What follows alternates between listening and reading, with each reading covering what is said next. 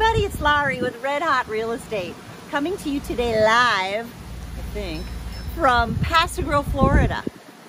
Pass-a Grille, you know how there's beaches all up and down the Gulf Coast of Pinellas County? This is the southernmost tip of St. Petersburg. This is the most southern tip of the beaches, and it's absolutely beautiful here. This is one of my most favorite places to go to the beach and bebop around and be outside and enjoy Florida.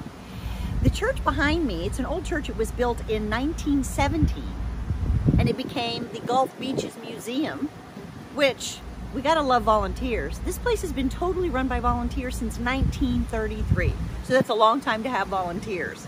Now, in 1959, Joan Haley bought this place because it was getting ready to get torn down, and she loved it so much that she bought it and she lived in part of it and used the museum as the rest for the museum. And then when she passed away, she donated it to the city. So that was really nice of her. So in this museum, they got a lot of cool, really cute, kitschy stuff. It's really fun to go in there. They have a timeline from the 1500s to the present. And they have a lot of other cool, kitschy, local stuff, like all the past yearbooks. So like you can check out people you know and check out what they look like, their senior picture. So that's really fun. Now, Pass-a Grille, Native Americans lived here for many, many years. Probably the Tocobaga Indians, which we discussed when we talked about Jungle Prada. I don't know if you've seen that video yet. But in 1528, Narvaez, I'm not saying his name right, he discovered this. He was a Spanish person, conquistador, and he discovered this and lived and populated this area as well. The name Pass-a Grille came from a French phrase called passe-grilleurs. Clearly I'm not saying that right, but it meant people who grill. And what it was is that they named it that because they could always see fishermen grilling on the beach here, and all the ships were passing by. Since it's the southernmost tip of St. Pete, there was a lot of traffic going by on the water, and they could see the guys grilling. So passe-grille means people who grill. Who knew? The other really cool thing about this place is in 1957, John Gomez made this the first tourist attraction in the area, and he opened up a little hotel and had people kind of stay here. The first buildings that were built here that were businesses were his little hotel, and also a real estate office, if you can believe that, and a developer. So they were already starting to build here, and that was a long time ago. So that's all very interesting. In 1957, it became, Pass-a Grille became a part of the city of St. Pete Beach.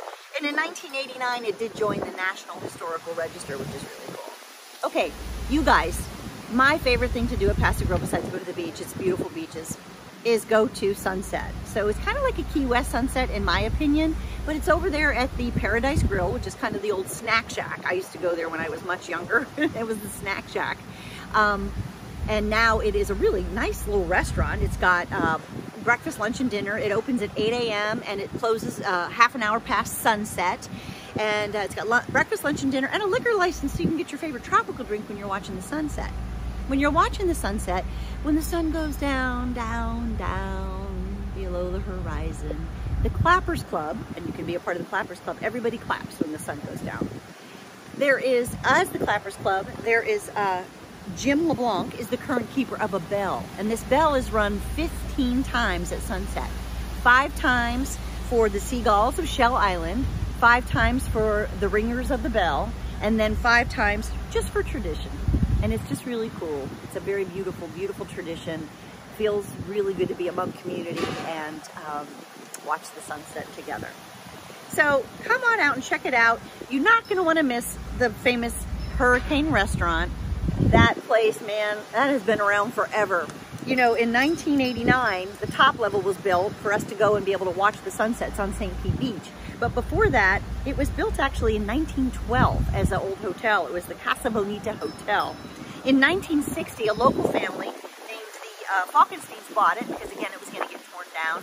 And they made it, the little building, into kind of like a little bar and grill type thing. And they still own this building, and they still serve Mom's 1945 crab cake melt, which is a 3rd generation family recipe. So that's a little bit of history about Pass-a Grille.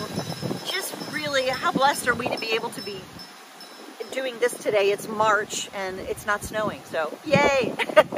We'll catch catch you guys later. Happy Paso grilling.